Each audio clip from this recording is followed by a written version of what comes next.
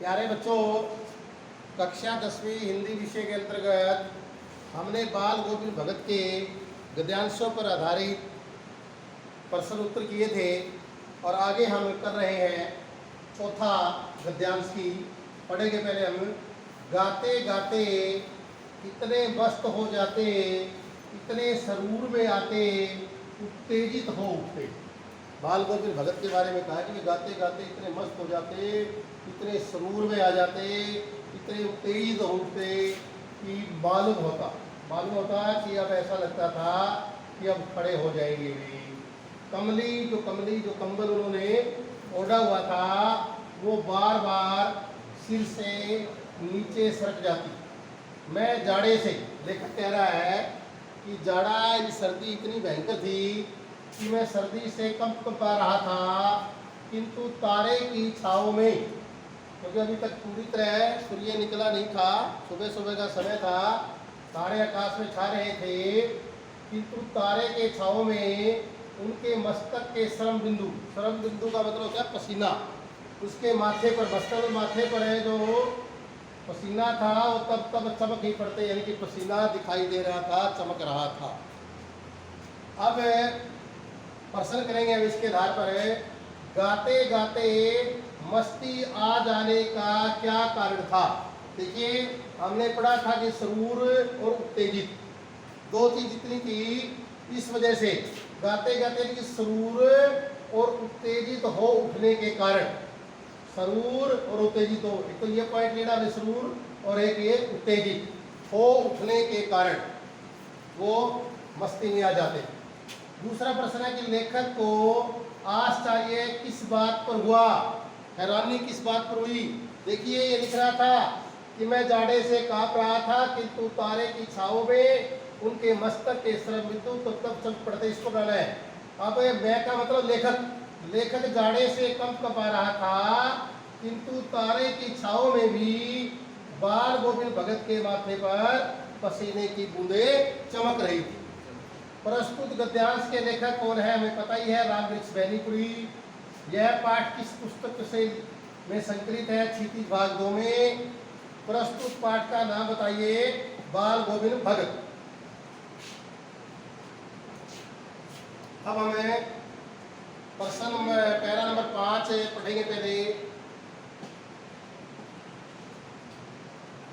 बाल गोविंद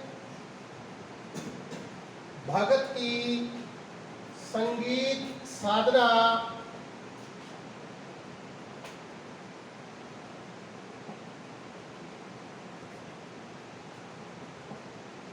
बाल गोविंद भगत की संगीत साधना का चरम उत्कर्ष उस दिन देखा गया जिस दिन उसका बेटा बना। जो संगीत साधना थी जिनकी, संगीत का जो चरम उत्कर्ष, सबसे ऊंचा, उसकी सीमा उस समय देखी गई थी कि उसका बेटा बना। इकलौता बेटा था वह, कुछ सुस्त था और पौधा सा कमजोर था, किंतु इसी कारण बाल गोविंद भगत उसे और भी मानते थे और भी उसको प्यार करते थे। किंतु उनकी समझ में ऐसे आदमियों पर ज़्यादा नजर रखनी चाहिए।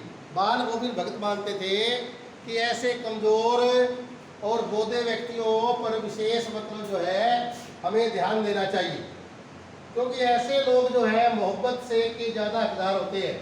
मोहब्बत का मतलब प्यार के ज़्यादा हकदार होते हैं। बड़ी साध से उसकी शादी कराई थी। बड़ी साध का मतलब बड़ी इच्छा से, बेटे की इच्छा से बड़ी धूमधाम से शादी कराई थी। पतोहू का मतलब पुत्रवधू। बड़ी सुबक का मतलब सुंदर थी। सुशील का मतलब अच्छे व्यवहार वाली थी, अच्छे स्वभाव वाली थी।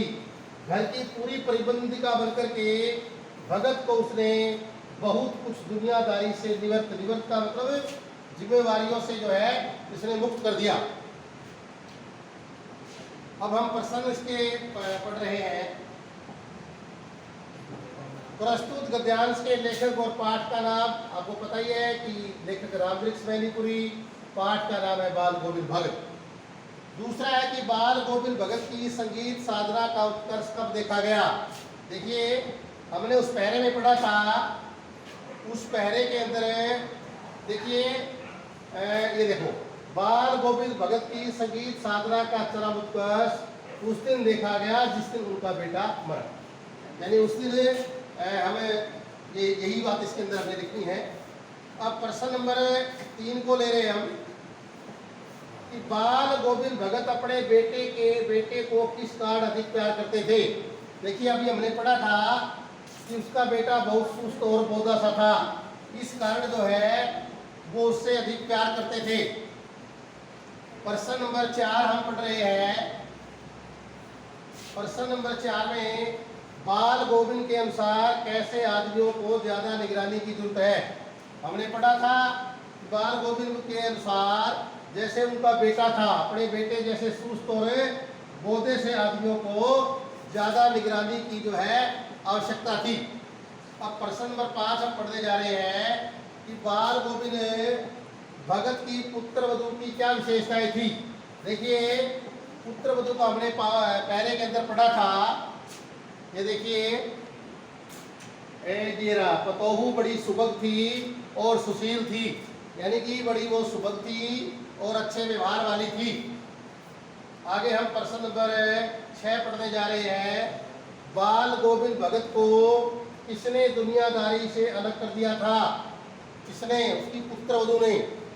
देखिए ये हमें ये रहा, उसकी पुत्र वधू ने घर की पूरी प्रबंधिका बन करके बहुत कुछ दुनियादारी से निवृत्त कर दिया था। आगे हम छठा जो है,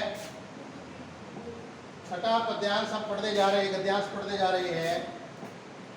किंतु बाल गोविंद भगत गाए जा रहे हैं, गाते गाते कभी कभी पतहू मतलब पुत्र वधू के नजदीक भी जाते और उसे रोने के बदले उत्सव मनाने के लिए कहते।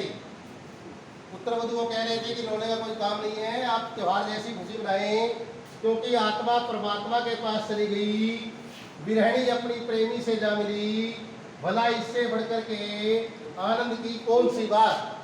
मैं कभी कभी सोचता, लेखक कह रहे हैं कि मैं कभी कभी ऐसा सोचता कि ये पागल तो नहीं हो गए हैं, किंतु नहीं, वह जो कुछ कह रहे थे उसमें उनका विश्वास बोल रहा था, वह चरम विश्वास जो हमेशा ही मृत्यु पर विजयी होता आया है। अब हम इसके प्रश्न पढ़ते जा रहे हैं।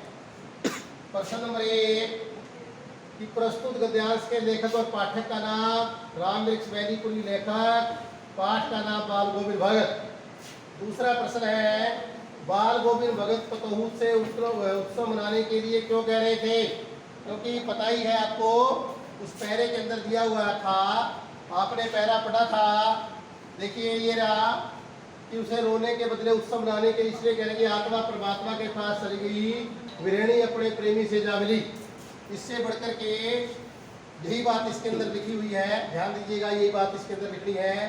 प्रश्न नंबर 3 लेखक ने इसकी आत्मा का परमात्मा के पास जाने की बात कही है। बाल गोविंद भगत के बेटे की आत्मा की बात कही गई है। लेखक ने किस चरम विश्वास को प्रकट किया है, वह चरम विश्वास जो हमेशा ही मृत्यु पर विजयी होता आया है। प्रश्न नंबर 5 बाल गोविंद भगत के आध्यात्मिक विचार कैसे थे। आध्यात्मिक विचार का मतलब होता है आत्मा और परमात्मा के बारे में विचार। बाल गोविंद भगत का विचार है कि मरने के बाद आत्मा परमात्मा के पास चली जाती है, विरहिणी अपनी प्रेमी से जा मिलती है। प्रश्न नंबर 6 लेखक किस पागलपन के विषय में सोचता है और क्यों। लेखक बाल गोविंद भगत के पागलपन के विषय में सोचता है क्योंकि वह बेटे के मरने के बाद रोने की बजाय उत्सव मनाने के लिए कहते हैं।